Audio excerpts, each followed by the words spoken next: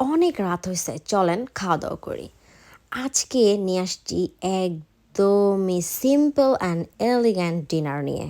তো আজকে ডিনারের আইটেমটা না আসলে একেবারে সিম্পল ছিল, এবং এই সিম্পল ডিনারের প্রথম ইনগ্রেডিয়েন্ট যেটাকে বলে সেটা হচ্ছে একদম ঝরঝরা করে ভাতের চাল দিয়ে শুকনা খিচুড়ি ছিল। আর সাথে ছিল এই যে বেগুন ভাজা, এটাকে একটু বেসন দিয়ে ক্রিস্পি করা হয়েছে। তার সাথে ছিল কষা কষা একদম গরুর মাংস। তেলটা দেখেছেন কি লেভেলের উপরে উঠে এসেছে, তার মানে সেই লেভেলের কষা হয়েছে। আর এই যে তার সাথে ছিল দেশি স্টাইলের স্যালাড। সো রাতের ডিনারের শেষ দিকে খাবো হচ্ছে, আজকে বানিয়েছি খেজুর দুধ দিয়ে একটি স্মুদি। আর তার সাথে ছিল এখানে ম্যাঙ্গোর একটা ডেজার্ট। এটা দেখতে যেমন চমৎকার, খেতে নিশ্চয়ই অনেক ভালো হবে আই গেস।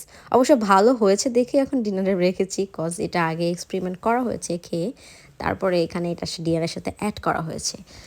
সো কথা বাড়াবো না, প্রচণ্ড ক্ষুধা পেটের মধ্যে, বাটারফ্লাই জাস্ট ফ্লাই মানে দৌড়াদৌড়ি দৌড়াদৌড়ি করছে। সো এখন মজা করে খাবো গরম গরম ভাতের চালের খিচুড়ি।